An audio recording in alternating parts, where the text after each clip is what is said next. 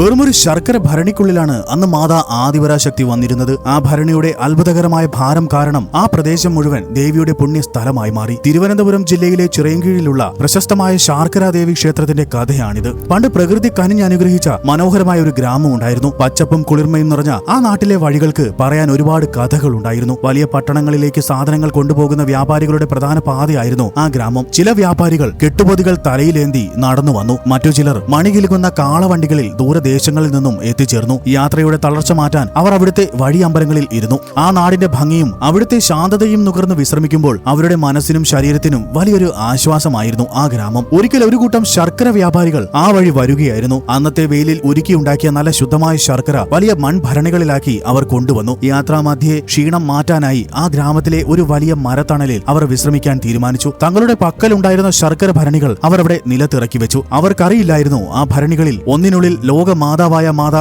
ആദിപരാശക്തി കുടികൊള്ളുന്നുണ്ടെന്ന്. വെറും ഒരു മൺപാത്രത്തെയല്ല, മറിച്ച് സാക്ഷാൽ ദേവിയെയാണ് തങ്ങൾ ചുമലിലേറ്റിയതെന്ന് ആ പാവം വ്യാപാരികൾ അറിഞ്ഞതേയില്ല. വിശ്രമം കഴിഞ്ഞ് യാത്ര തുടരാൻ നേരത്ത് വ്യാപാരികൾ ഓരോ ഭരണിയായി എടുത്തുയർത്തി. എന്നാൽ അതിലൊരു ഭരണി മാത്രം ആർക്കും ഉയർത്താൻ കഴിഞ്ഞിരുന്നില്ല. ഒരാൾ ശ്രമിച്ചു, പിന്നെ രണ്ടുപേർ കൂടി ശ്രമിച്ചു. ഒടുവിൽ ആ സംഘത്തിലെ എല്ലാവരും ചേർന്ന് വട്ടം കൂടി നിന്ന് ഉയർത്തിയിട്ടും ആ ഭരണി മണ്ണിൽ നിന്ന് ഒരു ഇഞ്ച് പോലും അനങ്ങിയതേയില്ല. ആ ഭരണിക്ക് പെട്ടെന്ന് ഇത്രയധികം ഭാരം എവിടെ നിന്ന് വന്നു എന്ന് അവർ അത്ഭുതപ്പെട്ടു. ശർക്കര മണ്ണിൽ ഒട്ടിപ്പിടിച്ചതാണോ എന്ന് പോലും അവർ സംശയിച്ചു പോയി. എന്നാൽ സത്യം അതല്ലായിരുന്നു. ആ മണ്ണ് ദേവിക്ക് അത്രമേൽ ഇഷ്ടമായിരുന്നു. ഞാൻ ഈ മണ്ണിലാണ് ഇരിക്കാൻ ആഗ്രഹിക്കുന്നത് എന്ന് മാതാ ആദിപരാശക്തിയുടെ തീരുമാനമായിരുന്നു ആ ഭാരം. വ്യാപാരികൾ എന്തു ചെയ്യണമെന്നറിയാതെ വിഷമിച്ചു നിൽക്കുമ്പോഴാണ് പ്രശസ്തനായ ശ്രീകൃഷ്ണ ഭക്തൻ വില്ലുമംഗലം സ്വാമിയാർ ആ വഴി വരുന്നത്. പരിഭ്രമിച്ചു നിൽക്കുന്ന വ്യാപാരികളെ കണ്ട് അദ്ദേഹം കാര്യം തിരക്കി. സ്വാമിയാർ തന്റെ ഉൾക്കണ്ണാൽ ആ ഭരണിയെ നോക്കി. പെട്ടെന്ന് അദ്ദേഹം തൊഴു കൈകളോടെ നിലത്ത് വീണു വന്നിച്ചു. സാധാരണക്കാർക്ക് വെറുമൊരു മൺപാത്രമായി തോന്നിയത് സ്വാമിയാർക്ക് ജ്വലിക്കുന്ന ചൈതന്യമായിട്ടാണ് അനുഭവപ്പെട്ടത്. അദ്ദേഹം പറഞ്ഞു, ഭക്തരെ, നിങ്ങൾ ഭാഗ്യവാന്മാരാണ്. ഈ ഭരണിയിൽ ഇരിക്കുന്നത് വെറുമൊരു മധുരമല്ല, മറിച്ച് ലോകത്തെ കാക്കുന്ന